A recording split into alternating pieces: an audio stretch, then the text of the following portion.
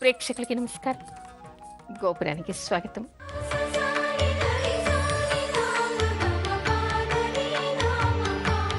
ఈరోజు గోపురంలో సాంప్రదాయాలు చెప్పుకునే ముందుగా అర్చనలో మహాశివుణ్ణి స్మరించుకుందాం.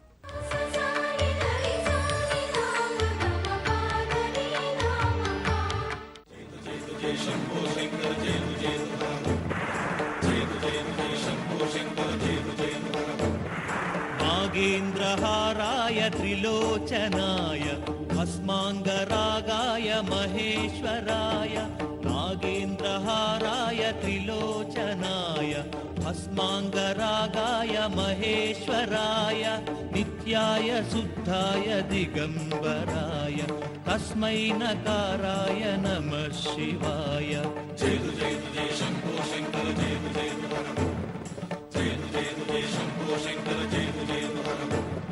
मंदाकिनी सलिल चंदन चर्चिताय नंदीश्वर प्रमथनाद महेशाय मंदार बहुपुष्प सुपूजिताय तस्मै मकाराय नमः शिवाय.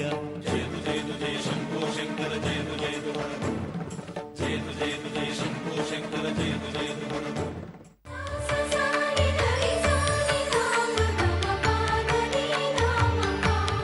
శివరాత్రి రోజు అన్నదానం చేస్తే దోషమా? అసలు మనకి దానాలన్నింటిలోకి అన్నదానం చాలా గొప్పదని చెప్తారు. ఎందుకంటే ఏ మనిషికైనా ఏది దానం చేసినా కూడా తీసుకున్న వాడికి దానివలన తృప్తి కలగకపోవచ్చు. డబ్బిస్తే ఇంకా కావాలని, ఇంకేదైనా వస్తువు ఇస్తే ఇంకొకటి కావాలని అనేటువంటి కోరిక పెరగవచ్చు. కానీ అన్నదానం చేసినప్పుడు ఏమిటి అంటే, కడుపు నిండా భోజనం చేసినటువంటి వాడు ఎంత బలవంతం చేసినా మరొక ముద్ద తినడానికి ఇష్టపడడు. అంటే తృప్తికరంగా వాళ్ళు భోజనం చేస్తారు. అందుకని మన భారతీయ సంస్కృతిలో ఏమిటంటే, ఏ పండగ వచ్చినా అన్నదానం చేస్తూ ఉంటారు. అయితే ఆ అన్నదానం చేయటానికి ఏమిటంటే అత్యంత విశిష్టమైనటువంటిది. ఏ రోజుల్లో అన్నదానం చెయ్యాలి, ఎక్కడెక్కడ అన్నదానం చెయ్యాలి అనేటువంటి అనేక విషయాలు మనకి ఆధ్యాత్మిక గ్రంథాల్లో కనిపిస్తూ ఉంటాయి. ఒక పెళ్ళి కానీ, ఉపనయనం కానీ, గృహప్రవేశం కానీ, ఒక హోమం కానీ, లేదా ఇంట్లో ఏదైనా పుట్టినరోజు కానీ, మెట్టినరోజు కానీ, ఏదైనా ఒక శుభకార్యం వచ్చినా, ఒక పండగ వచ్చినా నలుగురికి భోజనం పెట్టాలి అంటారు. ఇంటికి మనం భోజనం చేస్తున్నప్పుడు ఎవరైనా వస్తే వాళ్ళకి భోజనం పెట్టాలి అంటారు. అందుకని భారతీయ సంస్కృతిలో అన్నదానం అనేటువంటిది అత్యంత విశిష్టంగా చెప్తారు. అందుకని చాలామంది అన్నదానం చేస్తూ ఉంటారు. అయితే ఇంట్లో మనం దానం చేసిన దానికంటే కూడా పేదలకి బయట తీసుకెళ్లి దానం చేయటం, వేద బ్రాహ్మణులకి భోజనం పెట్టడం విశిష్టమైనటువంటివిగా చెప్తూ ఉంటారు. అంతేకాకుండా కొన్ని చోట్ల దేవాలయాల్లో అన్నదానాలు చేస్తూ ఉంటారు. తర్వాత కొన్ని పుణ్యక్షేత్రాలకు వెళ్ళినప్పుడు అన్నదానం చేస్తూ ఉంటారు. ఇవన్నీ కూడా చాలా విశేషమైనటువంటివి. అయితే వీటిని గుర్తుపెట్టుకొని కొంతమంది ఎప్పుడు చెయ్యాలి, ఎప్పుడు చేయకూడదు అనేటువంటి వివక్షత లేకుండా, అసలు విషయాలు తెలియకుండా అన్నదానాలు చేసేస్తూ ఉంటారు. అంటే కేవలం వాళ్ళకి తెలిసింది అన్నదానం చేయటం వల్ల తిన్నవాడు తృప్తి పడతాడు, అన్నదానం చేయటం వల్ల పుణ్యం వస్తుంది, అన్ని దానాల కంటే అన్నదానం గొప్పది అనేటువంటి విషయం తెలిసి వాళ్ళు అన్నదానం చేస్తూ ఉంటారు. అయితే కొన్నిసార్లు అన్నదానం చేయకూడదు. ఆ అన్నదానం చేయకూడనటువంటి రోజులు ఏమిటో కూడా అందరూ తెలుసుకోవాలి. అది ఏమిటి అంటే, మనకి మామూలుగా ఏం చెప్తారు, ఏకాదశి రోజు కానీ లేదా శివరాత్రి రోజు కానీ ఎవరూ కూడా అన్నదానం చేయకూడదు. ఏకాదశి వ్రతం ఎవరైనా చేస్తున్నాను అంటే, చేయొద్దండి, ఆకలితో ఉంటారు మీరు, తినండి, నీరసం వస్తుంది అని ఎవరిని కూడా బలవంతం చేసి అన్నం పెట్టకూడదుట. అంతేకాదు, అసలు ముహూర్త భాగంలో మనకి ఏమిటంటే ఏకాదశి తిథి మనకి శుభకార్యాలకు కూడా పనికి వస్తుంది. కానీ ఇక్కడ వచ్చిన చిక్కల్లో ఏమిటంటే, ఒక శుభకార్యం చేశామంటే తప్పనిసరిగా అన్నదానం చేయాలి. కానీ మరి మనం ఏం చేస్తున్నాం, అన్నదానం చేసినప్పుడు వచ్చినటువంటి వాళ్ళు పెళ్లికి వచ్చాము, ఉపనయనానికి వచ్చాము, లేదా ఒక శుభకార్యానికి వచ్చాము, తినకపోతే ఏమైనా అనుకుంటారేమో అని ఏకాదశి వ్రతం ఉన్నటువంటి వాళ్ళు కూడా మొహమాటపడి తప్పనిసరిగా తినవలసినటువంటి పరిస్థితులు ఏర్పడుతూ ఉంటాయి. అలా వాళ్ళకి ఆ ప్రత్యేకంగా ఏకాదశి రోజే మనం ఒక పర్వటి రోజు ఇక్కడ ఈ పండగలు శుభకార్యాలు పెట్టుకుని వచ్చిన వాళ్ళందరికీ బలవంతంగా భోజనం పెట్టడం వలన ఇంతమంది చేత ఏకాదశి వ్రత ఉల్లంఘన చేసినటువంటి దోషం ఆ యజమానికి వస్తుందిట. అందుకని ఏకాదశి వ్రతం ఎవరైనా చేస్తారంటే వద్దు అనకూడదు, బలవంతాన వాళ్ళకి భోజనం పెట్టకూడదు. నిజానికి ఏమిటంటే విందు వినోదాలు చేసేటువంటి పండగలేవి కూడా ఏకాదశి రోజు అలాంటి శుభకార్యాలు చేయకుండా ఉంటే మంచిది. అదేవిధంగా మనకి శివరాత్రి రోజు కూడా శివరాత్రులు అనేటువంటివి మనకి చాలా రకాలుగా చెప్పుకుంటాం. వాటిలో ఏమిటంటే నిత్య శివరాత్రి, పక్ష శివరాత్రి, మాస శివరాత్రి, మహాశివరాత్రి, ఆ తర్వాత యోగ శివరాత్రి అనే రకాలుగా చెప్పుకుంటారు. నిత్యం శివరాత్రి అంటే నిత్యం శివరాత్రి కొంతమంది నిత్యం నక్తం ఉంటూ ఉంటారు. అంటే సాయంత్రం వరకు ఉపవసిస్తూ ఉంటారు. సాయంత్రం శివదర్శనం చేసుకున్న తర్వాత ఎప్పుడు సాయంత్రం సూర్యాస్తమయ సమయానికి శివదర్శనం ప్రదోష కాలంలో చేసుకున్న తర్వాత మాత్రమే వాళ్ళు భోజనం చేస్తూ ఉంటారు. అది వాళ్ళు నిత్యం శివ ఆరాధన చేసేటువంటి ఒక పద్ధతి. అలా కాకుండా అది కొద్దిమంది మాత్రమే చేస్తూ ఉంటారు. కొంతమంది పక్ష శివరాత్రి చేస్తూ ఉంటారు. పౌర్ణమి కంటే ముందు వచ్చేటువంటి చతుర్దశి, ఆ తర్వాత అమావాస్య కంటే ముందు వచ్చేటువంటి చతుర్దశి, ఈ 2 చతుర్దశల్ని కూడా వాళ్ళు పాటిస్తూ ఉంటారు. శివాలయానికి వెళ్ళి అర్చనలు అభిషేకాలు చేసుకుని ఆ సమయంలో మాత్రమే భోజనం పెడతారు తప్ప పగలు పెట్టరు. అయితే ఏమిటంటే ఇక్కడ చతుర్దశి వ్రతం చేసేటువంటి వాళ్ళకి ఏమిటంటే ఆ రోజంతా ఉపవసించాలని లేదు. సాయంత్రం పూజ జరిగిన తర్వాత, నివేదన జరిగిన తర్వాత భోజనం చేయవచ్చు, ఎవరికైనా భోజనం పెట్టవచ్చు. కానీ ఇక్కడ నిషేధం అంతా ఏమిటి అంటే మహాశివరాత్రి రోజు, ఏకాదశి రోజు ఎవరు కూడా భోజనాలు పెట్టకూడదు. ఒక వ్యక్తి నా దగ్గరికి వచ్చి, నేను అన్నదానం బాగా చేస్తూ ఉంటానండి, ప్రతి శివరాత్రికి శివాలయంలో అందరికీ భక్తులకి అన్నం పంచడం, అన్నప్రసాదం పంచడం కోసం 2 బస్తాల బియ్యం ఇస్తూ ఉంటాను అని చెప్పాడు. అన్నదానం చేయడం చాలా మంచిదే, 2 బస్తాల బియ్యాన్ని దానం చేయడం కూడా మంచిదే. అందులో పర్వటి రోజున శివాలయాల్లో భక్తులందరికీ కూడా అన్నప్రసాదం పెట్టడం విశేషమే. కానీ శివరాత్రి రోజు అన్నప్రసాదాన్ని పంచకూడదు, అన్నాన్ని అందరికీ పంచకూడదు. చాలా దేవాలయాల్లో కనిపిస్తున్నాయి. మరి తెలిసి చేస్తారో తెలియక చేస్తారో తెలియదు, కానీ అన్నప్రసాదాన్ని చేసి అందరికీ ప్రసాదం పెడుతూ ఉంటారు. అయితే భక్తులకు అందరికీ తెలియదు, ఉపవాసమే ఉంటారు. కానీ ఉపవాసం ఉన్నటువంటి వాళ్ళు కూడా దేవాలయంలో ఇచ్చేటువంటి ఈశ్వరుడి ప్రసాదాన్ని తీసుకోకపోతే దోషమేమో అని ఆ అన్నం నోట్లో వేసుకునే వాళ్ళు కూడా మనకి కనిపిస్తూ ఉంటారు. అంటే శివాలయంలో ఇచ్చేటువంటి ప్రసాదాన్ని ఉల్లంఘన చేయకూడదు. ఇది శివప్రసాదమే కాబట్టి శివరాత్రి రోజు కూడా తినవచ్చు అని చెప్పేసి చాలామంది క్యూలో నిలబడి ఆ ప్రసాదాన్ని తింటూ ఉంటారు. అసలు ఏమిటంటే ఏకాదశి రోజు కానీ శివరాత్రి రోజు కానీ ఎవరు కూడా అన్నాన్ని తినకూడదు, వండినటువంటి అన్నాన్ని తినకూడదు. ఆ రోజు 4 జాముల్లో కూడా శివుడికి అభిషేకం చేసుకోవాలి. ఇక్కడ మనకి ఇంకో కొన్ని విషయాలు కనిపిస్తూ ఉంటాయి. కొంతమంది ఏం చేస్తారంటే విభూతి తయారు చేసేటువంటి విధానంలో ఆవు పేడతో తయారు చేసినటువంటి పిడకలన్నింటినీ కూడా ఎండపెట్టి శివరాత్రి రోజుట ఎవరు ఇంట్లో ఉపవాసం ఉంటారో, వారి ఇంటిలో ఎవరు ఉపవాసం చేస్తూ ఉన్నారో వాళ్ళు మాత్రమే ఈ పిడకలన్నింటినీ కూడా కాల్చేసి విభూతి తయారు చేసి ఆ తర్వాత ఆ విభూతిని వాడుకుంటారట. అంటే ఉపవాస వ్రతానికి ఇక్కడ ప్రత్యేకత మనకి ఇక్కడ కొట్టొచ్చినట్టు ఈ విషయంలో మనకి కనపడుతోంది. అంటే ఉపవాసం చేసిన వారి ఇంటిలో ఉపవాసం చేసేటువంటి వాళ్ళు మాత్రమే ఈ విభూతిని తయారు చేయటం. అంటే ఈ శివరాత్రి రోజు ఉపవాస వ్రతం అనేటువంటిది ఎంత ముఖ్యమైనటువంటిది అనేటువంటి విషయం ఇక్కడ మనకు అర్థమవుతోంది. ఎవరైనా సరే శివరాత్రి రోజు ఉపవాసం చేయటం వలన వాళ్ళకి మోక్షం వచ్చిందని, సకల పాపాలు పోయాయని అనేక కథనాలు మనకి కనిపిస్తాయి. అంటే ఎవరెవరైనా సరే తెలిసి కానీ తెలియక కానీ వాళ్ళు ఉపవాసం చేయటం వల్ల వాళ్ళకి ముక్తి లభిస్తుందట, ఈశ్వరానుగ్రహం లభిస్తుందట. అంటే అత్యంత ప్రీతికరమైనటువంటి తిథి ఏమిటంటే శివరాత్రి రోజు, అంటే మాఘ బహుళ చతుర్దశి రోజు అర్ధరాత్రి రోజు లింగోద్భవ కాలం అయింది అంటారు. ఆ లింగోద్భవ కాలం అంటే ఆ సమయానికి అర్ధరాత్రి నిశిరాత్రి శివుడు లింగాకారంలో ఉద్భవించాడని, కోటి సూర్య తేజస్సుతో ఆయన ఉద్భవించాడు అనేటువంటి విషయం మనకి చెప్తారు. అంటే ఆయన ఉద్భవించినటువంటి కాలం అంత పవిత్రమైనటువంటిది కాబట్టి. ఆ తర్వాత ఇంకేమిటంటే మనకి ప్రళయకాలంలో పార్వతీదేవి శివుడి గురించి తపస్సు చేస్తుందిట.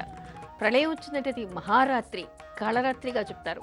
అసలు రోజులు లేవు, అంటే పగలనేది మనకి లేదు, తర్వాత జీవులనే వాళ్ళు ఎవరు కూడా లేకుండా ప్రళయం సంభవించిన తర్వాత అది ఒక మహాకాళరాత్రిగా ఉన్న సమయంలో పార్వతీదేవి శివుడి గురించి తపస్సు చేసిందిట. ఏమిటంటే శివ ఈశ్వర నీ అనుగ్రహంతో మళ్ళీ సృష్టి జరగాలి, పగలు రాత్రి ఏర్పడాలి, తర్వాత ఇక్కడ ఈ కాళరాత్రి రోజు నేను పూజించి నీ దగ్గర వరం పొందుతున్నాను కాబట్టి ఇకపైన అందరూ కూడా శివరాత్రి రోజు ఎవరు నిన్ను స్మరిస్తే, ఎవరు నిన్ను అభిషేకిస్తే, ఎవరు ఆ రోజు ఉపవాస వ్రతం చేస్తే వాళ్ళందరికీ నీ అనుగ్రహం కలగాలి, వాళ్ళకి దోషాలన్నీ కూడా పోవాలి అనేటువంటి వరాన్ని పార్వతీదేవి శివుడి దగ్గర కోరుకుందిట. శివుడు ఆ వరాన్ని పార్వతీదేవికి ఇచ్చేట. అంటే ఇక్కడ మనకి అర్థమయ్యేటువంటి విషయం ఏమిటంటే అలనాడు ప్రళయకాలంలో పార్వతీదేవి శివుడి గురించి తపస్సు చేసింది కాబట్టి అది ఆనవాయితీగా సృష్టి ప్రారంభం అయిన తర్వాత కూడా మహాశివరాత్రి అని చెప్పేసి ఈ మాఘ బహుళ చతుర్దశి రోజు మనం శివరాత్రి వ్రతంగా జరుపుకుంటూ ఉన్నాం. శివరాత్రి పర్వటి రోజుగా మనం జరుపుకుంటూ ఉన్నాం. అందుకని ఎవరు కూడా శివరాత్రి రోజు కానీ ఏకాదశి రోజు కానీ అన్నదానం చేయటం మానేసి ఆ రోజంతా ఉపవసించి ఆ రోజు దానం చేయాలి అనుకుంటే ఏ పళ్ళు ఫలాలు అలాంటి పళ్ళ ముక్కలు లాంటివి దానం చేసి మరుసటి రోజు శివరాత్రి తెల్లవారి కానీ ఏకాదశి మరునాడు ద్వాదశి రోజు కానీ చక్కగా అన్నదానం చేసేస్తే అంటే ఈ పండగ రోజు ఏకాదశి రోజు కానీ శివరాత్రి రోజు కానీ చేయదలుచుకున్నటువంటి దానాలు మరుసటి రోజు చేస్తే శివుడి అనుగ్రహం వాళ్ళకి కలుగుతుంది. ఇవి చిన్న విషయాలైనా కూడా సున్నితమైనటువంటి విషయాలు. అందుకని వీటిని గుర్తించి ఎవరు కూడా శివరాత్రి రోజు అన్నదానం చేయకుండా ఆ చేయదలుచుకున్నటువంటి దానాల్ని మరుసటి రోజు చేయటం వలన విశిష్టమైనటువంటి ఫలితాన్ని పొందుతారు అని తెలుసుకోవాలి.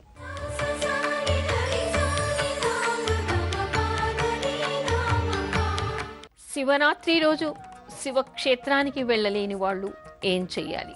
శివరాత్రి అంటే ఏదైనా ఒక గుడికి వెళ్ళి శివార్చన చేసుకోవాలి అని, శివుడికి అభిషేకం చేసుకోవాలి అని, కనీసం శివుణ్ణి దర్శించుకోవాలి అని, శివాలయంలో శివుడికి ఎదురుగా దీపారాధన చేయాలని అందరూ తహతహలాడుతారు.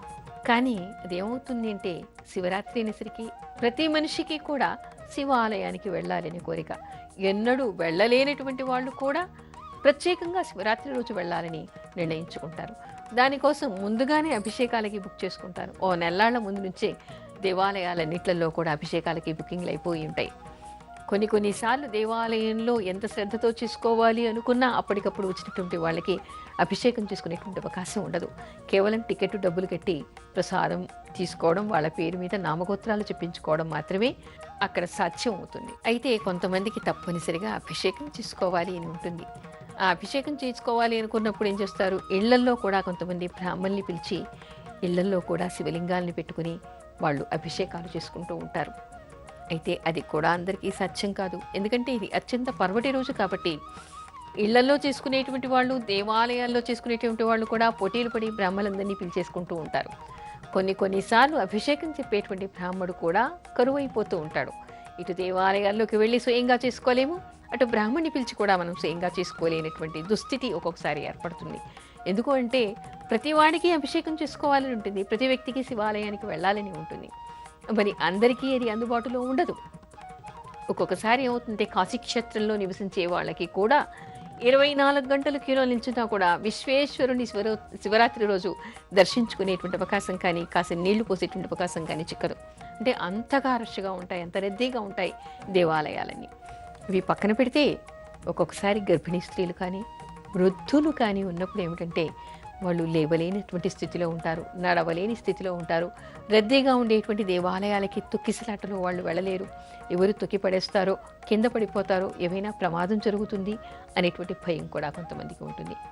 మరి కొంతమంది మంచాన పడి ఉంటారు, గర్భిణీ స్త్రీలు ఉంటారు, ప్రసవించినటువంటి వాళ్ళు ఉంటారు. ఇలా అనేక కారణాల వలన అననుకూల పరిస్థితుల్లో శివాలయానికి వెళ్ళడానికి వీలు కాదు, అదేవిధంగా ఇంట్లో కూడా చేసుకోవడానికి వీలు కానటువంటి వాళ్ళు ఉంటారు. అయితే అలాంటి వాళ్ళంతా ఏం చేయాలి? పరితపిస్తూ ఉంటారు. అలాంటప్పుడు మనకి అనేక మార్గాలు ఉన్నాయి. ఇంట్లో ఉండి బ్రాహ్మడు లేకపోయినా పర్వాలేదు, మనకి మనం శివుడికి అర్చన చేసుకోవచ్చు, అభిషేకం చేసుకోవచ్చు. చేసుకోవాలి అనుకునేటువంటి వాళ్ళంతా కూడా మట్టిని తెప్పించి ఆ మట్టితో శివలింగాన్ని తయారు చేసి ఇంట్లో ఒక ఇత్తడి పళ్ళెంలో కానీ, మట్టి దానిలో కానీ, వెండి దానిలో కానీ, రాగి దానిలో కానీ, దేనిలో అయినా సరే పెట్టచ్చు. పెట్టి ఆ శివలింగానికి నమశివాయ మంత్రాన్ని చెప్పుకొని నీళ్లు పోస్తే చాలు. శివాయ నమః అనుకున్నా చాలు. పాలు కానీ, నీళ్లు కానీ, పంచామృతాలు కానీ అలా కూర్చుని తమ ఇంట్లో తమ కూర్చుని హాయిగా చేసుకోవచ్చు. అలా తెల్లవార్లు అభిషేకం చేసుకోవచ్చు. అది కూడా వీలు కాదు, మంచాన పడి ఉన్నాను, స్నానం చేయటానికి వీలు కానటువంటి పరిస్థితిలో ఉన్నా అనుకున్నా కూడా పర్వాలేదు. శివుడు దయామయుడు. శివమానస పూజ మనకి ఉంది. రత్నైః కల్పితమాసనం హిమజలై స్నానం చ దివ్యాంబరం అంటూ మనకి ఆదిశంకరుల వారు శివమానస పూజను కూడా ప్రసాదించారు. అంతేకాకుండా శివ పురాణంలో కూడా మనకి చెప్పబడి ఉంది. దేవాలయంలోకి వెళ్ళి బిందెల కొద్దీ పాలు పోసి మాత్రమే అభిషేకం చేయక్కర్లేదు, కానీ చెయ్యాలి. ఎందుకంటే అక్కడ శివలింగ ప్రతిష్టాపన జరిగి ఉంది. మహర్షులు చేసిన లింగాలు కొన్ని, సిద్ధులు చేసిన లింగాలు కొన్ని, స్వయంభూగా నిలిచిన లింగాలు కొన్ని, అనేక దేవాలయాలు ఉంటాయి. అందుకని అక్కడ ప్రత్యక్షంగా శివుడు ఉన్నాడు కాబట్టి ఆ లింగార్చన చేయటం, లింగం మీద నీళ్లు పోయటం విశేషమైనటువంటిది. కానీ అది అందుబాటులో లేనటువంటి వాళ్ళు, అననుకూలం ఉన్నటువంటి వాళ్ళు ఇంట్లో మృత్తికతో చేసుకుంటే, కలియుగంలో మట్టి లింగానికి చేస్తే చాలా ఫలితం ఉంటుందని చెప్పేసి మనకి శివపురాణంలో కనిపిస్తోంది, రుద్ర సంహితలో కనిపిస్తోంది. అందుకని ఎవరైనా సరే మట్టి, చెరువు మట్టితో తెచ్చినటువంటి లింగం తయారు చేసి హాయిగా శివుణ్ణి అభిషేకించుకోవచ్చు. అదే మేలు కానటువంటి వాళ్ళు పడుకొని, మంచంలో పడుకొని కళ్ళు మూసుకొని కూడా మనోమందిరంలో శివంగ ప్రతిష్టాపన చేసుకొని ఆ శివుడికి అనేక రకాలుగా అభిషేకాలు చేసుకోవచ్చు. పళ్ళరసాలతో, పంచామృతాలతో, పాలతో, జలంతో, గంగాజలంతో ఇలా రకరకాలుగా అభిషేకాలు చేసుకోవచ్చు. రకరకాల పువ్వులతో అర్చన చేసుకోవచ్చు. రకరకాల మహానివేదనలు, తర్వాత హారతులు ఇవ్వచ్చు. మనస వాచ కర్మణ మనకి మనం శివుడి పాదాలకి అర్పించుకోవచ్చు, తాదాత్మ్యం పొందవచ్చు. అందుకని శివపూజ చేయలేకపోతున్నాను అనేటువంటి చింత ఎవరికీ అక్కరలేదు. ఎవరికి వీలైన రీతిగా వాళ్ళంతా కూడా చేసుకోవచ్చు.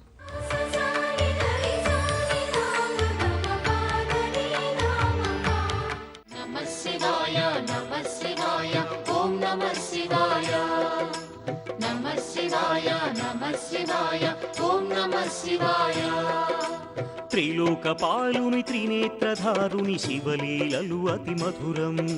శివ ఓం నమ శివాయ. బ్రహ్మముఖమున జనించిన ఆ శివుని కథలు అతి మధురం.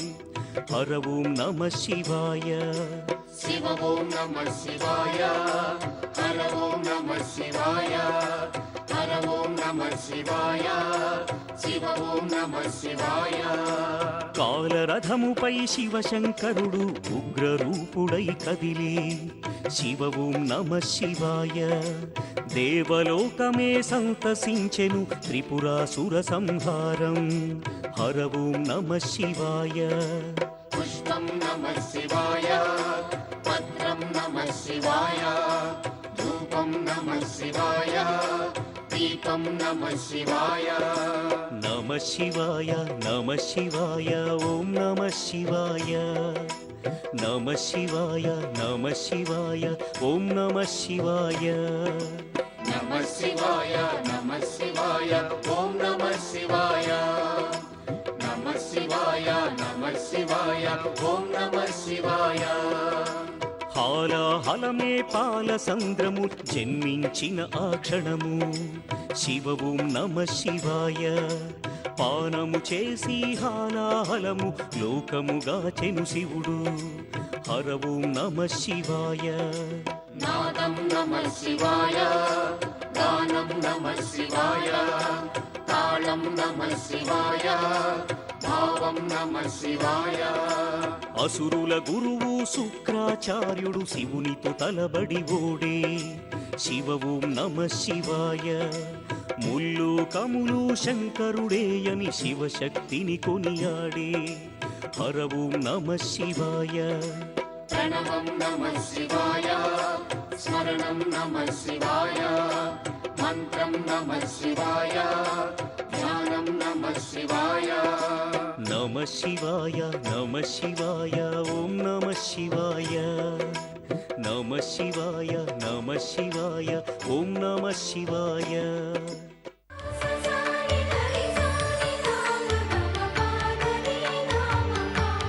గోపురంపై మీ అమూల్యమైన సలహాలు మాకు తెలపండి. మా చిరునామా గోపురం, care of Zee Telugu, post box number 102, Khairatabad, Hyderabad 5,04,000. మా ఈమెయిల్ ఐడి gopuram.ztelugu@gmail.com. తిరిగి రేపటి గోపురంలో మరికొన్ని సాంప్రదాయాలు చెప్పుకుందాం. అంతవరకు సెలవు. నమస్కారం.